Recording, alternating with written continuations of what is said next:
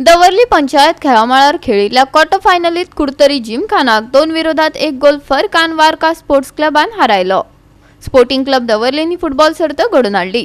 अर्ध वेळार सर्त 0-0 अशी सोंपली। दुसऱ्या सत्रात दोन्ही पंगडांमदी अटीतटीची लढत चालू उरली। शेवटाक 2-1 गोल फरकान कुडतरी जिमखानाक वारका स्पोर्ट्स क्लबान हारायलो। देखून 15व्या दवर्ली कपाचे उपांत्य फेरयेत वारका स्पोर्ट्स क्लबान सुवात मेळयली। पळयात रंगलेलो खेळ।